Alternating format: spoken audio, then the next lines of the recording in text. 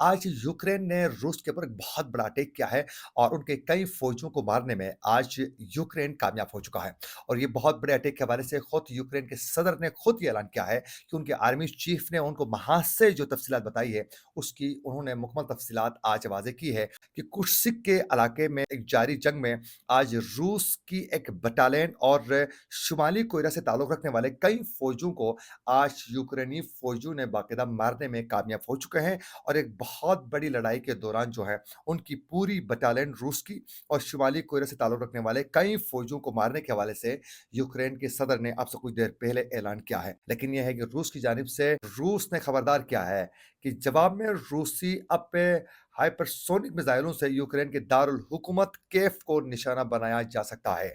ये आज रूस की जानिब से एक बहुत बड़ी धमकी आज यूक्रेन को दी गई है कि जो आपने नुकसान किया था, करने में कामयाब तो आप हो चुके हैं, नुकसान हमारा हो चुका है। लेकिन अब जो हैं उन्होंने वाज़ेह किया है रूस ने कि अब हाइपरसोनिक मिसाइलों से यूक्रेन के दारुल हुकूमत कीव को निशाना बनाया जा सकता है। रूस एक बहुत बड़ी ताकत है और वो चाहें तो अब दारुल हुकूमत को भी हिट करके उसका एक बहुत बड़ा नुकसान करने में रूस कामयाब हो सकता है। और रूस की जानिब से ये शिद्दत के साथ लड़ाई इसलिए लड़ी जा रही है, उनको मालूम है कि 20 जनवरी के बाद अगर डोनाल्ड ट्रंप व्हाइट हाउस पहुँच जाते हैं, तो उसके बाद आप लोगों को मालूम है कि डोनाल्ड ट्रंप ने एक तजवीज़ पेश की थी, एक बाकायदा ड्राफ्ट तैयार किया था। उसमें उन्होंने कहा था कि यूक्रेन और रूस को अब जंग बंद करनी होगी।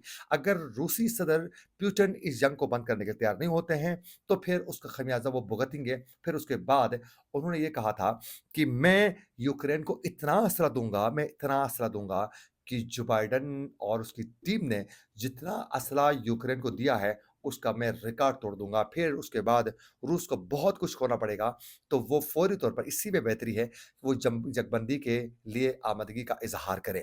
अब ये जो ही उनकी तजावीज़ सामने आ गई, तो उसके बाद रूस जो तजावीज़ हैं, उनके जो ड्राफ्ट है, उस पर हम किसी सूरत है हम तस्लीम करने के लिए तैयार नहीं हैं।